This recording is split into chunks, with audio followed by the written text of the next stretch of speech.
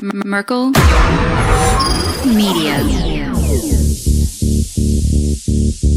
What does the goddamn line say, Tony? Please do not use gendered language. Then what? I'll be arrested, put in airport jail? Look, you're going completely sideways, man. It's a big club, and you ain't in it. How dare you? Mr. Speaker, the President of the United States. I'm Chris Hansen with Daylight NBC. Jack Marius Tack-Theratrix. Hi, I'm Spartacus. Jackson, Sacramento, he, him. Steven Seagal. Sex offender guy. I'm Keith Morris. This is Muammar Gaddafi. I'm Rick James, bitch. Sorting through the lies. The hijacker's passport was found blocks from the World Trade Center crash site, if you can believe that. We cannot track $2.3 trillion in transactions.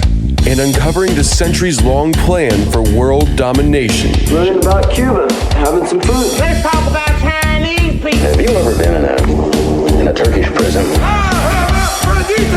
Swangles and Fort Lauderdale? I have sent 6 of my Libyan missiles to blow up the Sears hardware department. Nothing could be more fun than jumping off a cliff with 2 German bisexuals. Oh, you English are so superior, aren't you? Thank you, comrade. And now, macroaggressions. That's what assholes call it. With your host, Buddy, I don't know who you are, but you're about to get chlamydia. Charlie Robinson. Hey, Whitey, where's your hat? You want to drop the blame on Charlie and say it's all Charlie's fault. He was a retard. I get some goddamn diuretic.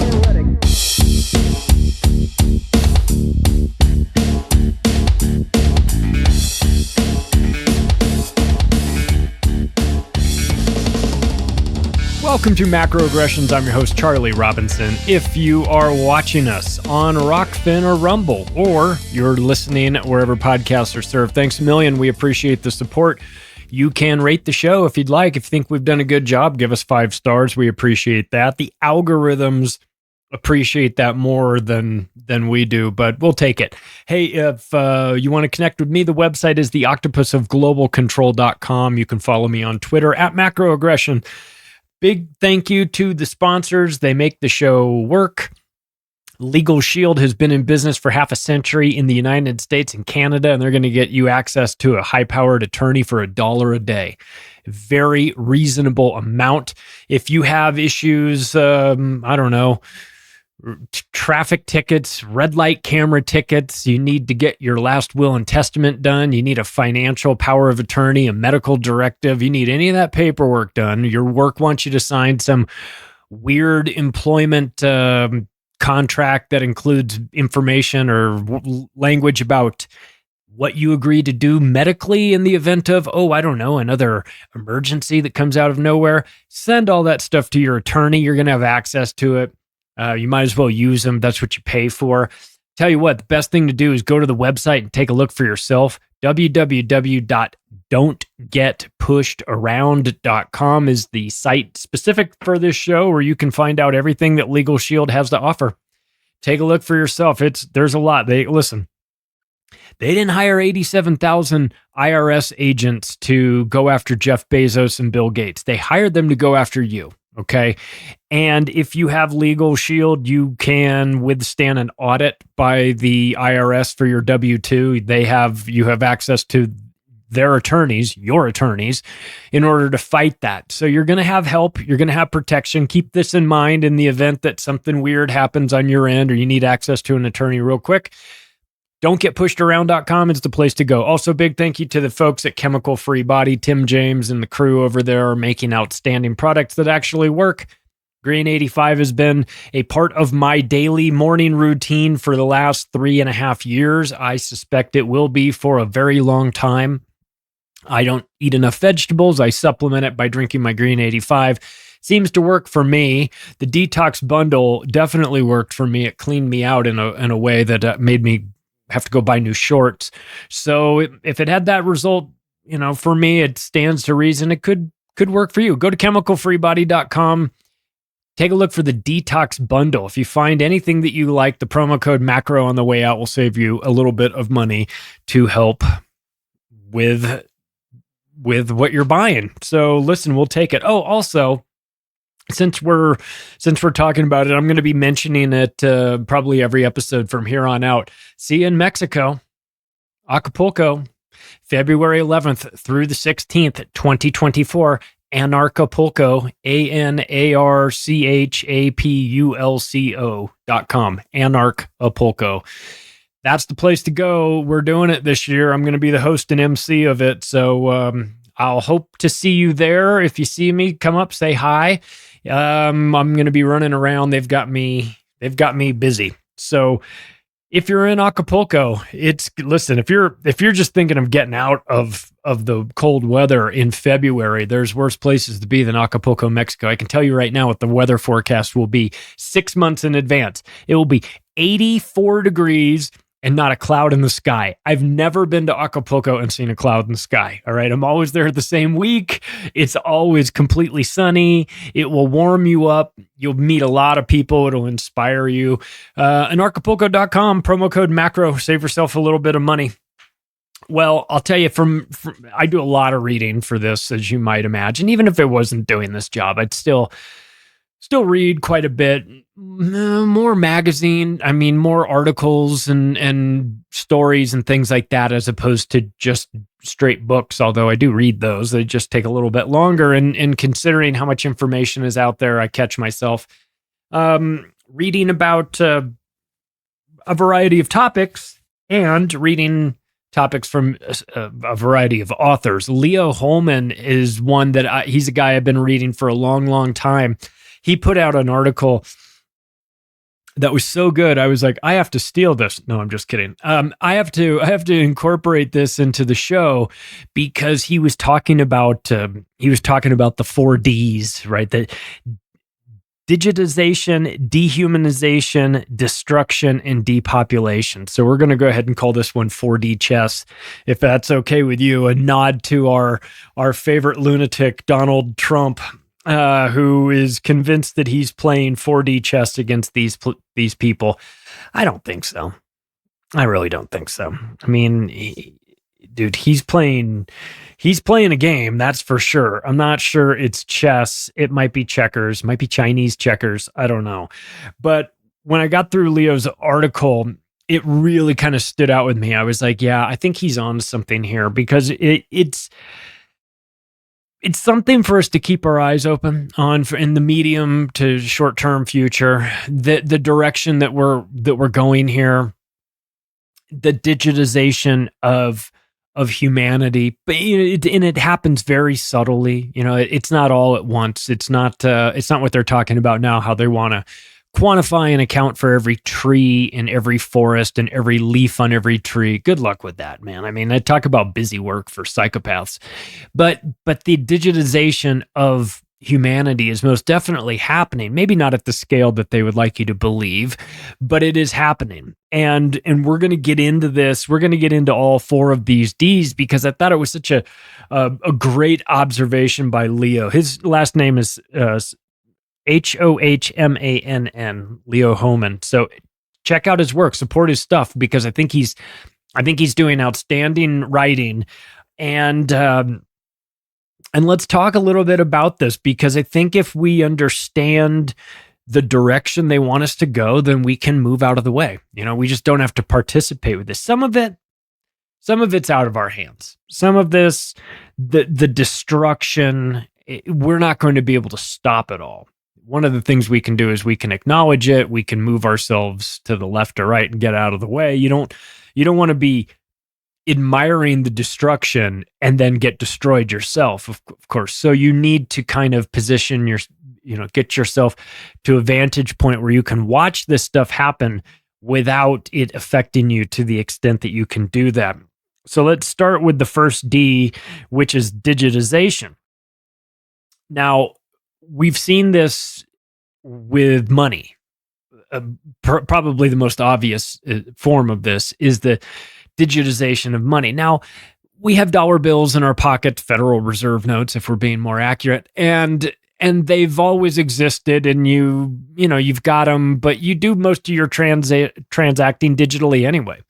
you wrote a check for something. Maybe you wrote a check for your rent, and maybe you put something on a credit card. Maybe you have auto pay for things, whatever.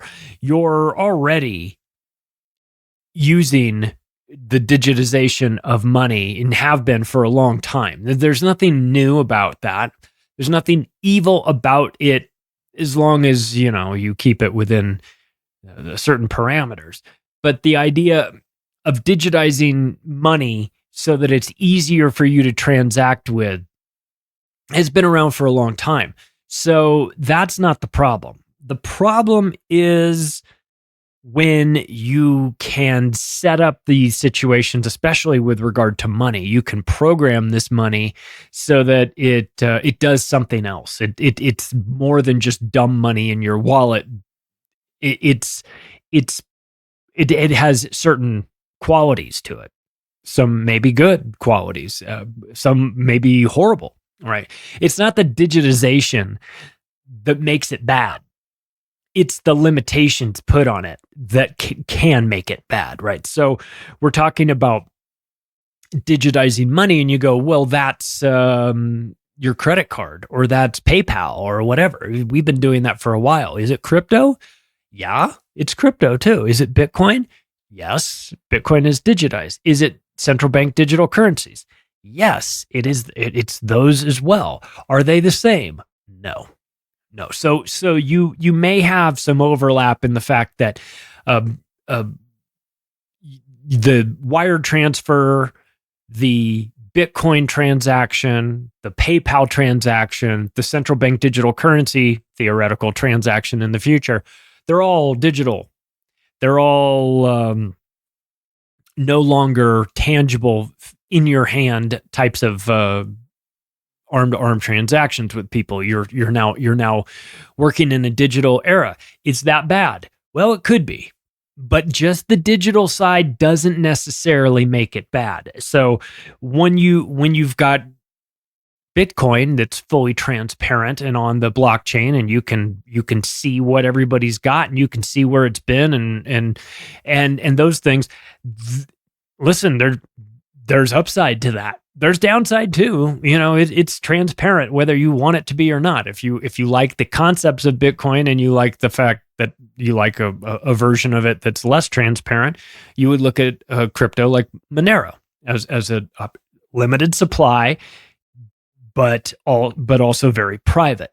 We don't need people to know what we've got. So you're going to tick a lot of the boxes on the digitization with crypto, and you might be led into some sort of false sense that either all crypto is safe or that all crypto is central bank digital currencies. The answer is it's both. It can be both, right? There's the digital Bitcoin can be a fantastic saving mechanism for you, because there will only be 21 million Bitcoins created into existence, and therefore if you've got one of them, or if you've got a fraction of one, then you have something that has a limited supply. Is that a good thing? I think it's a good thing. I definitely do not like the idea of them being able to constantly inflate the money supply. Programmable money is very dangerous, because you've got the wrong people in charge of the programming. So in this form of digitization that Leo's talking about, central bank digital currencies being programmable, being geofenced, being tracked, allowing you, or maybe only allowing you, to shop on the company store and have an expiration date to your money, have it tied into a social credit score. All of those things are clearly terrible. Okay, that is a dystopian nightmare that we may be walking into. So on the one hand, you've got to be careful about just painting everything digital with a broad brush and saying, oh, it's all out of our control. It's all controlled by technocrats, and they're going to use it against us. Well, maybe they will. They certainly will try. We know that the technocrats will try to control the sheeple people as much as they can.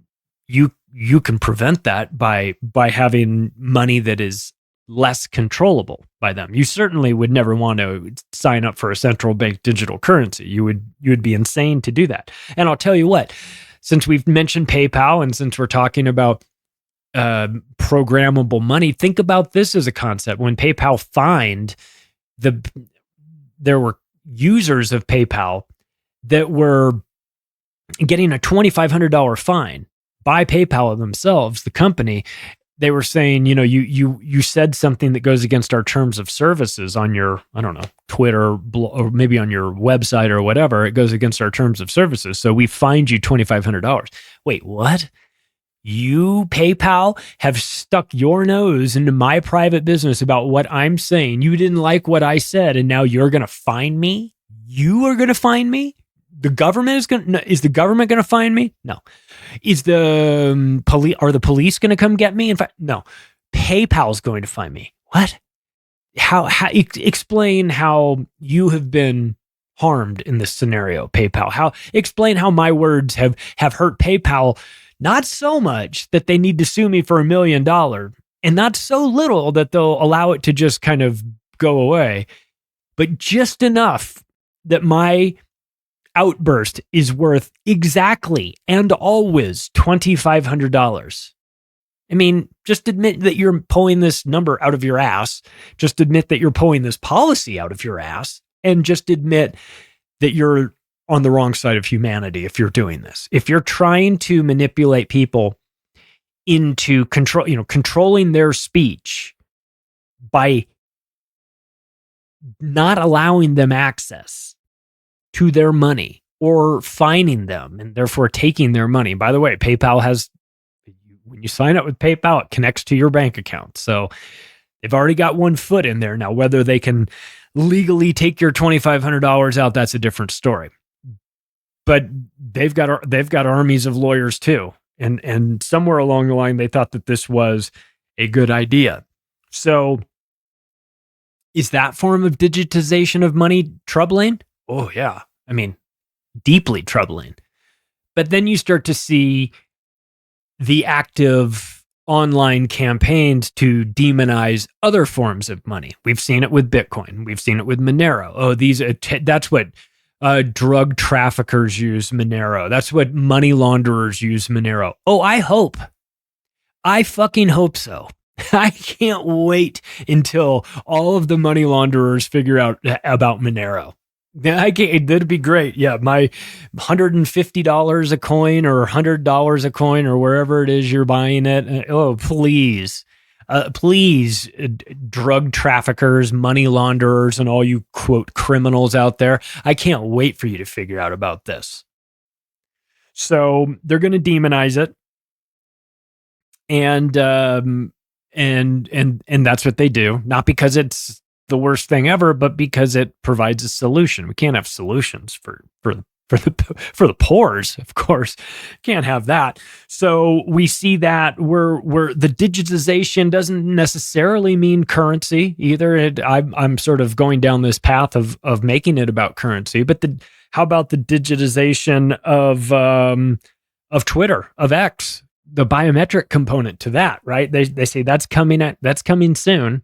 That's coming soon to get on Twitter. Okay, let's extrapolate out a couple of years and just take that line of thinking and see where that winds up.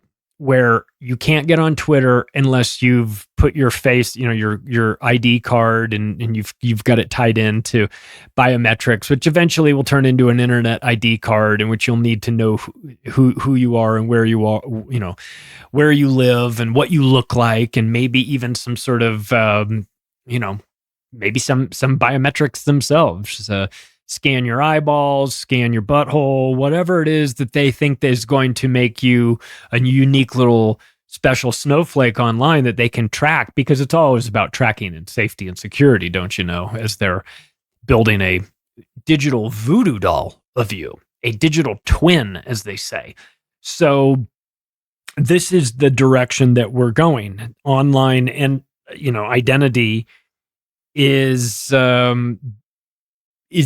the current version, the anonymity of being online right now. You can see it going away. you can see the push for that. And I've sort of long proclaimed in a, just a sort of a prediction, but I think one anchored in reality, some event that happens, some really terrible event, a lot of people get killed, especially kids, and they say, oh, if only we had known who the person was, the perpetrator was, we would have been able to, it turns out that once, in retrospect, this lunatic that went into a school and did all these things, he had been posting about it online, but he was using screen names like, Sugar Daddy 69, exclamation point. We just don't know who Sugar Daddy 69 exclamation point is, because you can pick whoever you want to be online.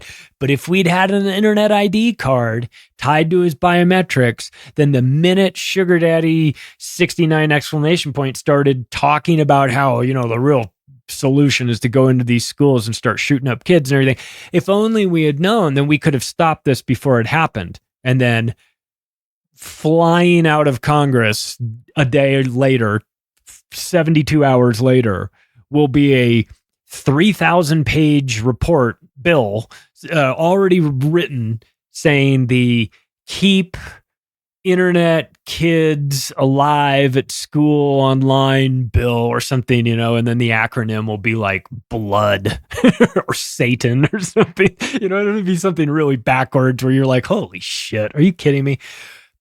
I'm kind of half kidding about all this stuff, but you understand where I'm going with this. They're going to work backwards. They're going to say, you being anonymous online is a huge problem. Not in reality, but it's a huge problem to the authorities, because they want to know who's saying what, especially when it's critical of them.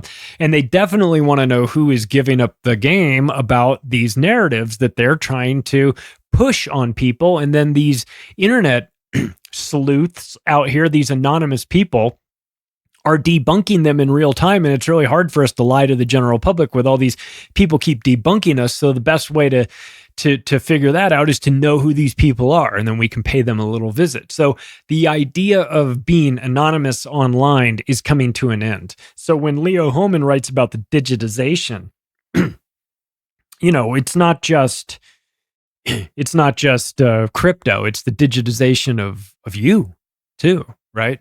Find out who you are, start to assign you a social credit score, right? Start to connect these things. And these social credit scores, first they're going to start with the carrot portion of the show, which is, think about how amazing this is that you're going to get extra points on your social credit. And if you have enough points, then you can get discounts at stores. You can get a discount. Maybe you get a free bus pass for the entire year. Maybe you get a free train. They tie it into some, giveaway where you get to ride the trains for free for the next year or whatever. And so it starts off nice and it's social credit score. Watch you build it up so that you get rewards and you can redeem those rewards for discounts or something sort of innocuous, something like video game arcade tickets. You collect enough tickets, you can trade them in for the stuffed animal over there. So it starts with that. And then it starts to take a turn in this digitization process, right? Where it becomes less about like, stuffed animals and more like, we're going to stuff you in your little micro apartment and not let you out because your social credit score is too low. So it goes from the carrot to the stick in quite a hurry. Discounts and privileges and bragging status, all of a sudden that gets that starts to change. Now your social credit score is tied into your passport and your driver's license and your online internet ID card and all of this stuff. And then there's no more anonymity online ever, right? That's where they're going. So let's move on to step 2, then dehumanization. And Leo goes in and starts talking about humans being replaced by transhuman hybrids. Now, if the first time you're hearing this concept is now, it's real easy to be dismissive of transhuman hybrids. You just go, come on, I've seen Star Trek. That's a ways away. That's a starship future. That's not tomorrow. have you watched the news anchors lately? I mean, I'm not convinced that they're not transhuman hybrids, to be perfectly honest with you. Half the people that I see glitching out, it's not as far-fetched as people would like to admit. The idea of transhumanism hybrids, it starts small.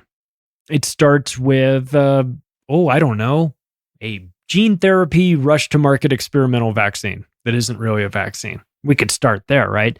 Now, it inserts an operating system into your body, and now technically and legally, you are one deviation less human. You are now maybe legally at some point they determine where that line in the sand is, and you all of a sudden become no longer human, pure blood, but transhuman. So that opens up a huge can of worms. It's all stunning and brave while they're telling you that you can get on the bus cheaper because you've got something embedded into your wrist that you can just scan over the swiper, and they go, oh, look how easy this is as you develop arthritis or whatever you get from that, not to mention the fact that they're tapping into your brainwaves more than likely. So, it starts off as like a novelty act where you're like, oh, I'm going to improve the quality of my life by streamlining the process. I have embedded a cell phone in the palm of my hand. Great, until you're jerking off and calling everybody with your hand phone, whatever. This is where we're going. And of course, I'm trying to make it kind of cartoonish only because the idea of this being more diabolical is terrifying. And I'd probably rather not like to think about it, because we see where this is going. We understand with genetically modified organisms, you cannot patent the seeds of a natural tomato plant because it's natural. It's not yours. It was in Mother Nature. It started on this planet, and it's not yours to own. But if you make that tomato less than a tomato, if you make it legally not a tomato, it's a genetically modified tomatoes, and therefore, it might look like a tomato and it's pretty red, but it's not exact. I mean, it looks almost like a tomato, but there's some characteristic, and you cut it open and it's definitely not, but you eat it. So at some point, what do? At some point, when you've got enough scans in your hand phone, you've got enough embedded technology in you, you've got enough gene editing technology in you through vaccines. At some point, a court system is going to say, at some point, an enterprising defense attorney is going to say, Your Honor, all of these laws that you're bringing, all these charges that you're bringing against my client, they're invalid. My client isn't a human being anymore. My client is transhuman. He has an mRNA technology in him. He's got a scanning technology in him. Hell, he's not even a human being. The laws in your law book all apply to humans. My client is not a human. Therefore, you got to let him out. Can you envision that? Can you envision a scenario in which someone tries to do that? Well, then they make the case for that. Then they say, okay, well, it's true. You are no longer human. You are technically one deviation away from being an authentic human being because you have all this stuff in you. Nobody would ever accuse you of being fully human when you've got gene therapy, mRNA technology coursing through your veins. You are not like me. You are different from me. Maybe the laws don't apply to you. Maybe that lawyer gets his client off that one time, and then every time after that, Monsanto gets brought up on charges, and they say, you have injured these people, you've harmed these people, and they go, what people? They're not even real people. They're transhuman. They don't count. The laws don't apply to them. Whatever we did to them, we can do to what we can do. You're not bringing me up on murder charges for killing pigs, are you? Why are you bringing me up on murder charges for killing these transhumans? They're not even human, right? Can you understand that slippery slope? This is what he's talking about with dehumanization. I mean, it's one thing to just take a human being that you walk by every single day who's sitting on the sidewalk, you know, strung out, just having himself, you know, just in a, you know, down on his luck for years and years. You walk by that person and you think, oh, well, they've just destroyed themselves with drugs, you know. Well, what about somebody that has destroyed themselves with pharmaceutical drugs? And you walk by them every day. Next thing you know, you start to have less sympathy for them. You know, you're not even. So then there's two tiers of people. Now we start to get into like Gattaca, that movie. Now we start to get into Brave New World, that book. You know, so we're slipping down a very, you know, a very dangerous slope in the dehumanization of humanity. And it can happen a variety of ways. Obviously, you know, we're talking about people have been impacted by genetically modified organisms. They've been boosted out of their minds.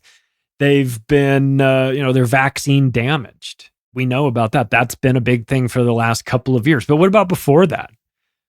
Like, haven't we been dehumanized in a variety of ways? I mean, the pharmaceutical industry sells antipsychotic drugs and antidepressant drugs and selective serotonin reuptake inhibitors, otherwise known as SSRI drugs. These turn you into a zombie. I mean, did that not take away part of your humanity? Hey, guess what? You're not depressed anymore because you don't feel anything. Is that, you know, is that what we want? We've got mental illness going crazy. We've got people on multiple medications, you know, a cocktail of pharmaceutical drugs that are interacting with each other in weird ways. We've got illegal drugs that people are on. We've got a mental health crisis. We've got people trying to self-medicate with a variety of substances. We've got Common Core teaching people math. We've got woke colleges teaching kids that, you know, kill your parents. They're all racist and things like that. I mean, we're already dehumanizing an entire generation of people. So, you know, between that and the fluoride and the mainstream media, look, I mean, maybe we should listen to Klaus Schwab when he talks about the World Economic Forum's call for a fourth industrial revolution. And what that means, that is transhumanism. He said it is the blending of man with machine into transhumanism. Now, we've done work on what Huxley was talking about when he wrote Brave New World, when he coined the term transhumanism in the 1960s. That term is not some offshoot of like the medical scientific industry. The concept of transhumanism came out of the eugenics movement, the depopulation movement. They had discovered that eugenics had a certain, reputation associated with it, you know, with all the mass murder and everything, and that's bad for business. When your business is in covertly killing everybody, and then all of a sudden people understand that eugenics means this is the process by which we thin out the herd, and you don't want people to know that you're trying to thin out the herd, well, then you have to change the brand, right? So they rebranded that about 60 years ago, pivoted from eugenics, which is the reason why you don't see the British Eugenics Society anymore. It's the reason why it's not called American Eugenics Society. It's called Planned Parenthood, because the term eugenics has a really bad reputation. So they used transhumanism as a word to replace eugenics. Now, the general public hasn't caught on yet that that's what they hear. So when the fourth industrial revolution, aka transhumanism, is held up as this is the direction that we want to take humanity, what you need to do is you need to say, if transhumanism equals eugenics and eugenics equals depopulation, then maybe they aren't kidding when they say that where they want to take the general public is to depopulation. Would you do you feel that they're wrong in this assessment? Because everything that I see shows that they are taking us down a path towards transhumanism. And if transhumanism isn't dehumanizing of the general public, I don't know what is, right? You're quite literally making them you're transitioning them from human into something else. This is the definition of dehumanization, but they're doing it very covertly with language and words. They talk about, Harari openly mocks us. It says that, it says like, you don't need free will. Free will is an old concept. You don't need free will. There's no God. You'll own nothing. You are cattle. You'll own nothing. We'll take care of everything. Don't worry about that. They're brazen about it. They don't care. They know you won't do anything about it. That is if you're even paying attention. That is if you even understand what transhumanism means. So when you've got, Julian and Aldous Huxley, committee of 300 members, you've got Brave New World, a technocrat's wet dream. You've got Aldous Huxley writing Brave New World, talking about how people will come to love their servitude. You've got his brother Julian Huxley coining the term transhumanism as a rebranded eugenics. And you've got Klaus Schwab saying, listen, we're moving into a fourth industrial revolution. Forget the third one. Forget silicon wafer chips and computer transistors and processing. All that's ancient stuff. We're doing something better. We're under the fourth industrial revolution. What is that? That is the blending of man with machine. Oh, you mean like Steve Austin, $6 Million Man type of stuff? Maybe. Maybe for somebody. Maybe somebody's going to lose their arm in a industrial farming equipment catastrophe and get a new robotic arm put on. Is that transhumanism? Yes. But that's a great thing. Well, yes. Yeah, if you get an extra arm when you need an arm, then transhumanism will be held up as, hey, look, it gave this guy the ability to use an arm again, or it gave this paralyzed person the ability to walk again. Isn't this fantastic? How dare you over there criticizing this? If it wasn't for this technology, like, this person would never be able to walk again. You go, I get all that. I can hold two thoughts in my head at the same time. I can fully recognize that there are advances with medicine that will improve the lives of some people. Undeniable. I can also acknowledge that same technology can be weaponized and turned on humanity. And it just really depends on who's in charge of it. So forgive me when Klaus Schwab says, you will own nothing and be happy. You will eat the bugs. You will live in a 15-minute city. Our big brand and marketing push is for the fourth industrial revolution, which is actually transhumanism. It's not unreasonable for you to ask, well, what is exactly transhumanism? It is the dehumanization of mankind. Again, so and since we're talking about transhumanism in terms of, robots and things like this, are we going to have the conversation about the transsexual agenda as well?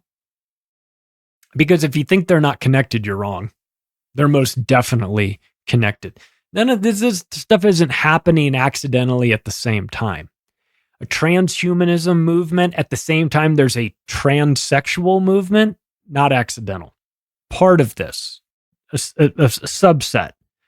So the trans movement is an evolutionary cul-de-sac, as Carlin would say.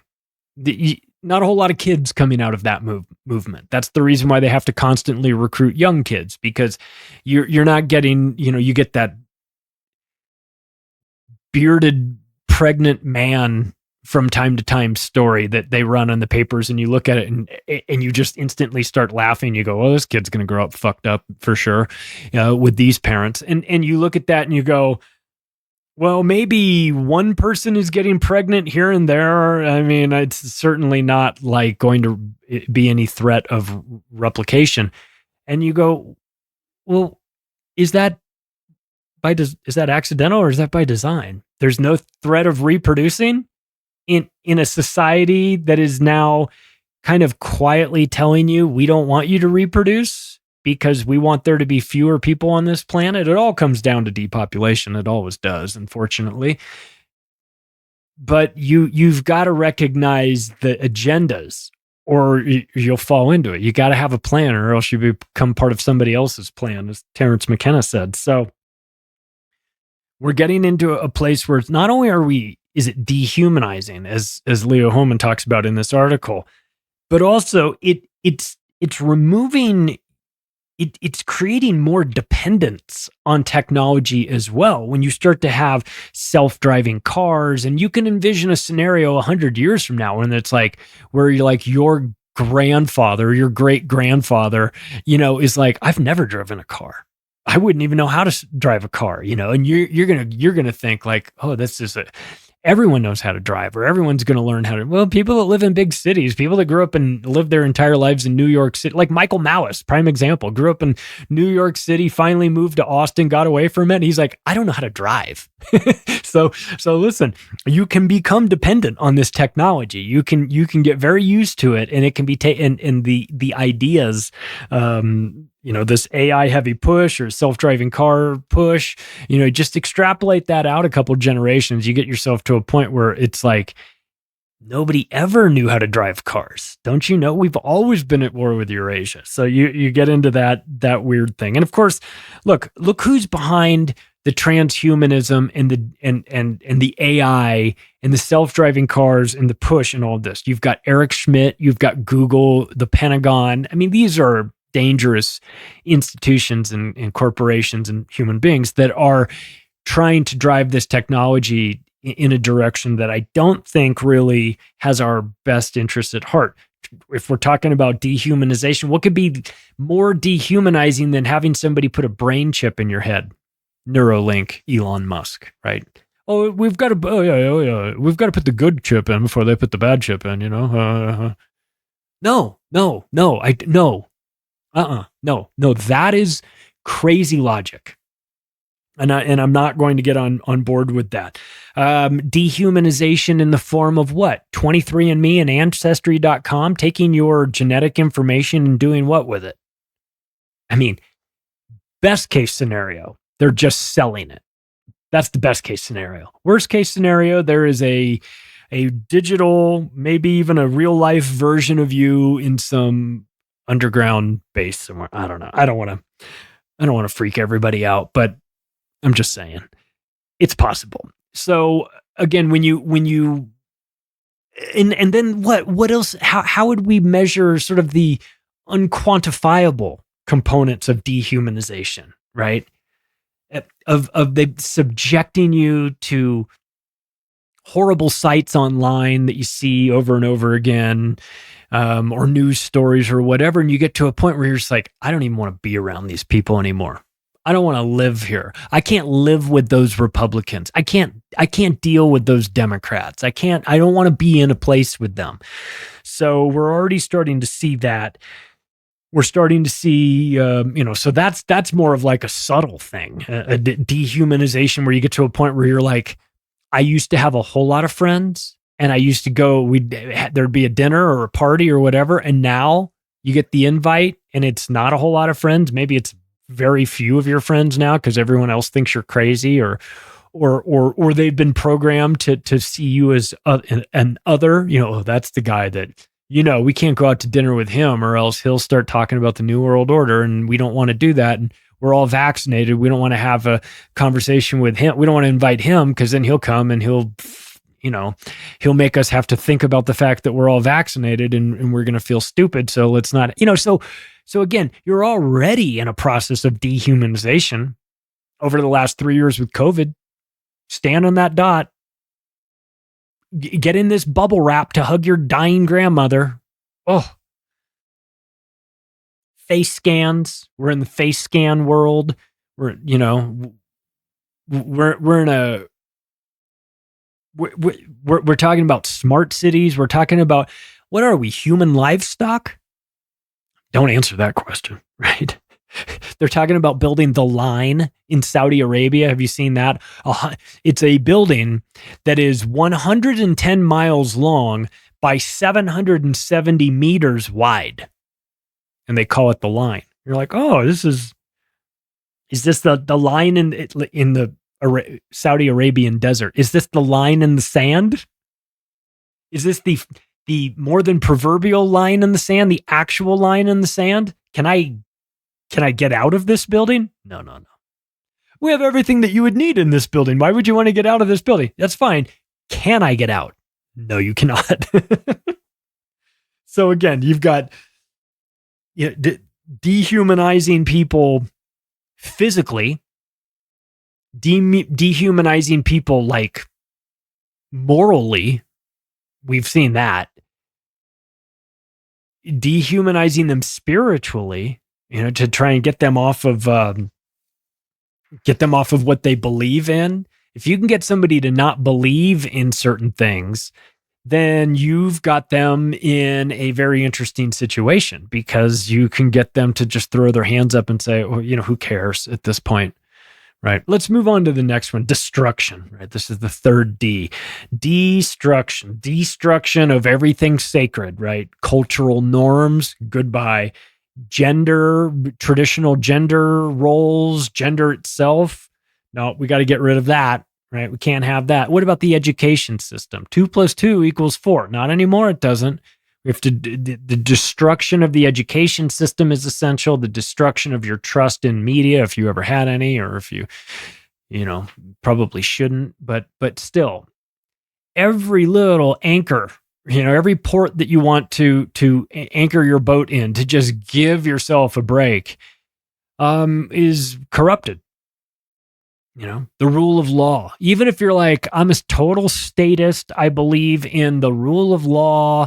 But even then, the laws are written in pencil. So the people that are like, I'm a good person, I do what I'm told, I don't get out of line, I don't give people a hard time, just let me be, just let me be myself. And myself, what are you really at that point? If you're just following every instruction that's given to you, you're like, I don't do any of the bad stuff. I do what I'm told. I just want to be left alone. You can't. That's part of the destruction phase. You cannot be left alone. You can't be left alone with your thoughts. Your thoughts are off limits. Your thoughts got us here. Your thoughts, if it hadn't been for you thinking that you were so much smarter than everybody else, if you'd just done what they told us to do, they wouldn't be attacking us right now. Part of the reason why they're attacking us is because people like you, meaning us, are out there thinking. You're out there doing your own thing. You're freestyling. And it's causing problems for all of us. Now you need to get in line. What? That's a slave mentality right there. That's crab bucket if I've ever seen it. So the idea that we're in this destruction phase, I think it feels undeniable to me, unfortunately. Everything is open for debate. No, normality, sanity, whatever you used to call it, those are gone. You used to, I'm going to go to the mall and go, I need to go to a department store and get a new suit or something, whatever. You go to the department store to get a new suit, 75 people come running in, grab everything that they can and run out of the store with it and just loot the place. And you go, this isn't normal. No. You're in the destruction phase, and you're meant to see this. They could very easily keep this out of the news. They could sit on this. They suppress information all the time. They want you to see it. They want you to see the show. They want you to know we're in the destruction phase. You've already been demoralized. You've already been dehumanized. They're working on the digitization, right? The destruction. there is a plan in place. So as you watch cultural norms get just gutted, as you watch them be replaced with new fears and new ideology like climate change. We only have 12 years to save the environment before we're all going to die. They've been saying that since the late 70s. Like, how many times do you need to fall for that scam before you finally go, maybe the world isn't going to end in 12 years. Right. Yes, correct. And maybe if Al Gore tells you that anything, you should do the opposite. The destruction in America right now with the Biden regime is wild, of course. But you're watching them destroy energy independence that America once had to an extent. I mean, we're all we import a lot of oil. We import a lot of oil because we choose to import a lot of oil. We could really sustain ourselves with what we've got in Texas if we wanted to, but we find it more geopolitically advantageous to buy from others and retain what we've got. But they're trying to get us off of energy independence. They want us to become dependent on one form of energy over another. You're like, so can we have? You want to change energy systems? And they're like, yeah, that's right. We want to get away from this dirty coal, this coal burning plants. And, we're going to transition to a clean future. And you go, oh, you mean like nuclear? And they go, no. We can't talk about that. And you go, but you said you want a new future and you want a clean, pollution-free energy source. And we've got nuclear for you. And they don't want that. Do you know why they don't want that? It's not because they don't want clean energy. It's because they want you dependent on them. If you have nuclear reactors in every state generating all the electricity, you have energy independence. And if you are independent of the state, then you are harder to control. So they want energy dependence. They want you dependent on a very particular type of energy, electricity. And they want that electricity source to come from only coal. As they say that they don't want dirty energy, they have an option for nuclear, which is as clean as it gets. And you get 20% of your electricity from nuclear already, and you get 80% from coal. And what they're saying is, that 20% that you're talking about, pretend like it doesn't exist. Because if we were to make that 20%, the whole 100%, or even if we just flip-flopped it and it was 80% nuclear, 20% coal, what you would determine, and pretty quickly, is we can do this forever. We can run these power plants for a long, long, long time and have our own energy independence. But if you're independent, then they can't control you. And so part of the destruction phase is destroying the energy system. We've watched it and I'm pump every last barrel of oil in the ground and don't care about the environment. I want you to care about the environment. I want them to make sure that when they're doing these extraction processes, that they are not harming the people, the planet, the environment, the animals, the soil. I mean, we need to take a long-term look at this and make sure that we're doing things the right way so that we can regenerate this.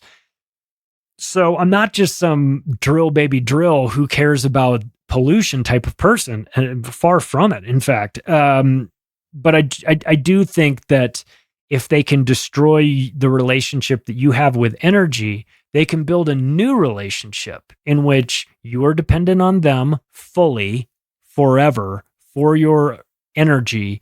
And if you get on the wrong side of them, they can turn your energy off. So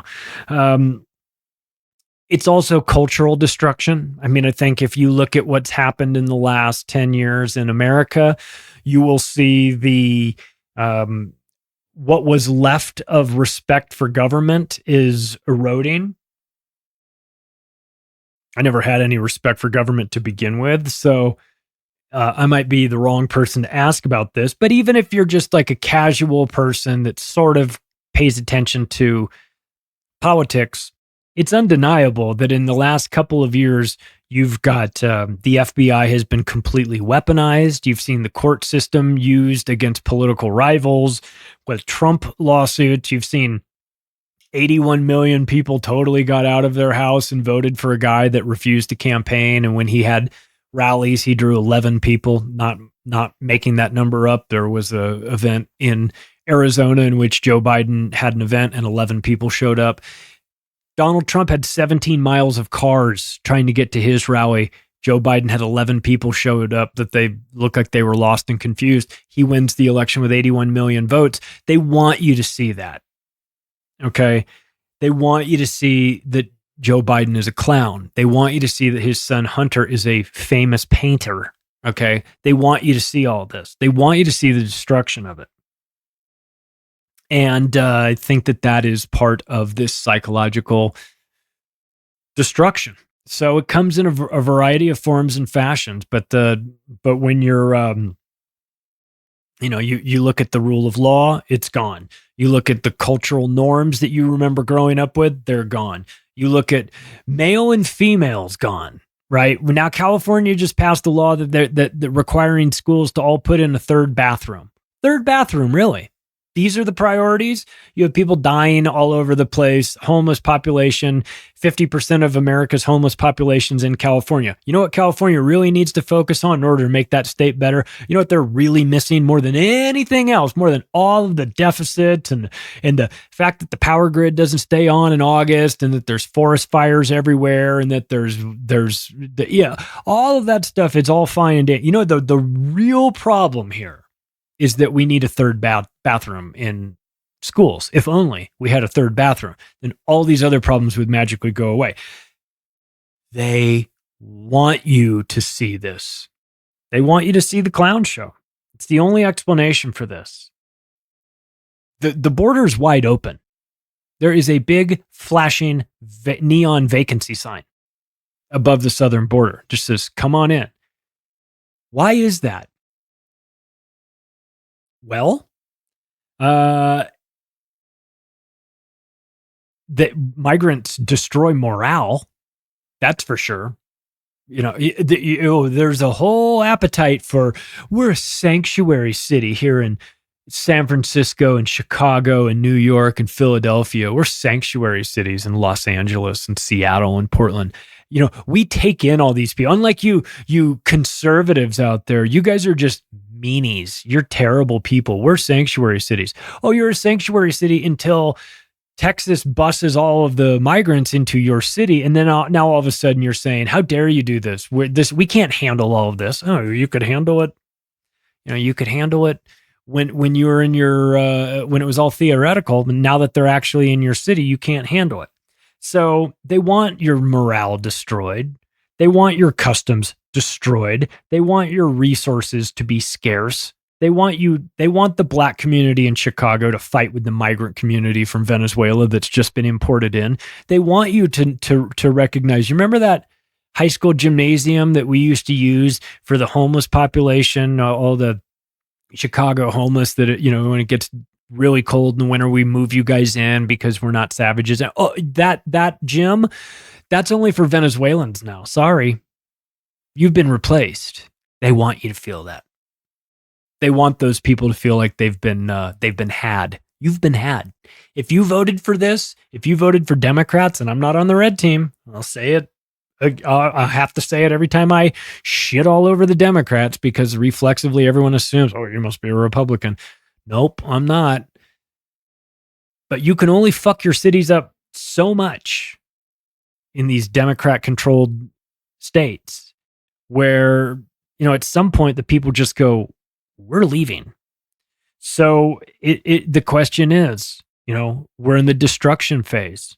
Migrants are brought in to destroy morale. Are they brought in to destroy more than that? Are they the new brown shirts? Are they going to be activated? Will the army be assembled with the leftist brown shirts brought in from foreign countries to do the destruction? You know how that scenario plays out in the end, right? You've heard Yuri Bezmenov talk about what is done to the brown shirts. He wasn't theorizing about it. He just looked at what the Nazis did. because after the brown shirts were done breaking windows and threatening people and lighting cars on fire, they were systematically put up against the wall and they were shot. Now, tough to do that with Americans, but what if your brown shirts are all a bunch of illegal Venezuelans straight out of prison that you've imported in for the purposes of chaos? Pretty easy to put them up against the wall and shoot them, right? And as this story plays out. So you have to ask, why is the border wall open on purpose? Why is Joe Biden falling apart on purpose? Why are you being asked to watch the show, right? And what is the final stage of this 4-step, the 4 Ds? Well, the fourth one is depopulation. And it's on my mind often. It is on my mind a lot of the time, because when you get into these long-term political moves, you find a common denominator that runs through all of them. And that is, this governing would be easier if there were fewer people. The resources that we've got in this world would be go a lot further if there weren't 8 billion people, if there were 2 billion people, or 1 billion people, or 500 million, as exemplified by the now rubble Georgia Guidestones. They talk a lot about decarbonization out there these days, the green lunatics that are talking about how we've got to get to net zero, we've got to get to carbon zero, we've got to decarbonate. Just understand this. Decarbonization is a euphemism for depopulation. Okay. As they've said before, you are the carbon they wish to remove. Okay. This isn't about cleaning up the environment. You have to understand, and shouting about the environment are the same oligarchs that started oil companies that have been polluting the environment. Okay. So it's like, look, I mean, I have a hard time saying, like, we have to be careful about all of this new technology, this carbon zero side of things, because if you get to carbon zero, then we no longer exist. Well, listen, these people are playing both sides of the fence here. They started the oil companies, which created this environmental problem. And now they're saying there's an environmental problem. The only solution is that we, the same people that created it, come in and fix it. Do you think they're going to fix the problem? Or are they going to fix the problem like the way the Bobs in Office Space fixed the problem with Milton's paycheck getting there? We just kind of fixed the problem. No more paycheck, right? So you have to wonder about when these people are in a position of power and they're offering to fix the problem that they themselves created. Be very careful about that. They've talked about useless eaters with regard to depopulation. This is Henry Kissinger. This is what they think of you. We've talked about his 1974 National Security Council Memorandum 200, which outlined his plan to depopulate the 13 countries of the third world that he identified, that the United States position towards those nations should be that of depopulation. No offense, it's not personal, guys. It's just resources. That's what Henry Kissinger would tell you. No offense, useless eaters. We're just going to have to murder all of you because we need your land, the place where you live. It's on top of stuff that we need, whether it's minerals that are in your mountains, whether it's oil that's underneath your feet, or gold or cobalt or neodymium or whatever the fuck it is. If you've got it and we want it, you're going to have a crisis. That's just the way it works. So depopulation serves a variety of functions. It satisfies a desire to sacrifice people. And we can be dismissive of this at our own peril. It matters to them. It matters to the Aztecs that we're dragging people up on the top of the pyramid and sacrificing them. It sounds crazy and archaic and unnecessary and evil, of course. And it's all those, but it's also very real. So you have to you have to be careful of being dismissive of the sacrificial component to all of this. It matters to them. That's why it should matter to us. So, you know, when you've got these guys and you hear them talk about things when they think nobody's listening, like Kissinger in these memos, and and then you see what he did to Cambodia and Laos, bombing them. Again, when Henry Kissinger is the Secretary of State, he is making policies in Southeast Asia that required the United States and its allies to bomb Southeast Asia to smithereens. And to put that in perspective, when you talk about depopulation, was Henry Kissinger really into depopulation? Every bomb that was dropped in World War II, in the European theater, in the Pacific theater, from the good guys, the bad guys, all of them, add all of those bombs up for both sides in both theaters. Get them all together, add all the bombs up, multiply it by 2. That's the number of bombs that Henry Kissinger authorized to be dropped on Cambodia, Vietnam, and Laos. And he's still alive. He should die in a Laotian prison. Henry Kissinger should have been held there forever, underneath the prison, in my opinion. But this is what you get when you have depopulation enthusiasts in charge of policy. You get that. You get vaccines. You get the MMR vaccine. You get the COVID vaccine. You get vaccines from the 60s and 70s that are loaded up with SV40, which is simian virus 40, which is a cancer-causing agent, okay? The explosion in cancer is not accidental. It's vaccine-related. It's the first time you're hearing of SV40. Go look it up. Go run down that rabbit hole, right? You don't need to, though. We'll talk about something else then. How about chemtrails? Oh, that's a conspiracy theory. Yeah, except for John Brennan on camera talking about the CIA's atmospheric aerosol injection program and saying that it had been around for decades, right? Admitting this on camera. So again, this is part of a depopulation plan. There's a lot of predictive programming that we're starting to see lately about nuclear war. That's an old favorite of theirs, right? You've seen we've seen statistics that show that nuclear activity is at the highest point it's ever been in years in the United States, in Russia, in China, right? It's definitely, I'm talking about nuclear weapons. I'm not talking about nuclear reactors to making energy. I'm talking about the bad stuff, right? That, again, it's technology. It depends on whose hands it's in. You can have nuclear power that it, covers your entire nation for a fraction of the cost, or you can have nuclear bombs, right? So we're starting to hear, with regard to the predictive programming, that the Pope, who's an agent of evil, in my opinion, at least this version is, saying that the world is on the brink of nuclear war.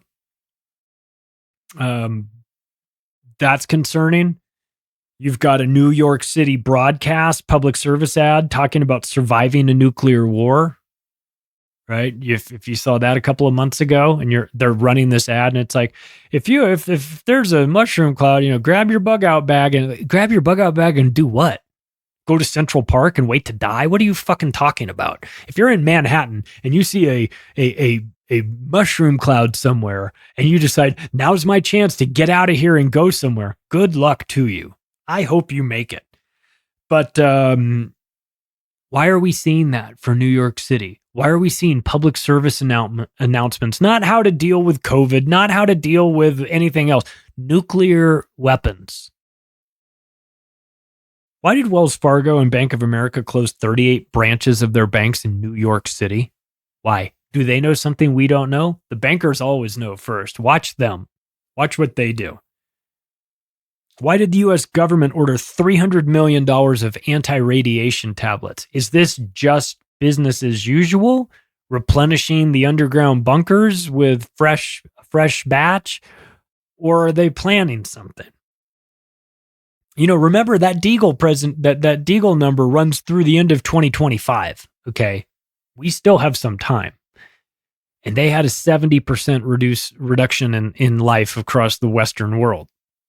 Now, they said it was economic collapse and a pandemic. And in the end, that may be what it is. Maybe the dates aren't totally accurate. Maybe it's not 2025. Maybe they were off by a couple of years and you have to extend it out to 2028. Whatever. If there's 70% of the people leaving this planet for some reason, we've got a huge problem. That would be the depopulation. We've got wars in the Middle East kicking off. We have the situation with Israel and Palestine. We have the situation with Ukraine and Russia. We have Iran. We have a lot going on. So I don't know. You tell me. Right? Is he out of his mind when he talks about the 4 Ds: digitization, dehumanization, destruction, depopulation? You know what I'd do? I'd add a 5th one to that. How about denial? Denial by the general public. It's up to you. Got to pay attention. Hey, if you like this episode, you can take the additional step right now of sharing it with your friends and family. If you want to connect with me, the website is theoctopusofglobalcontrol.com. You can find me there, or you can follow me on Twitter @macroaggressions. Thanks, everybody. I'll talk to you again soon.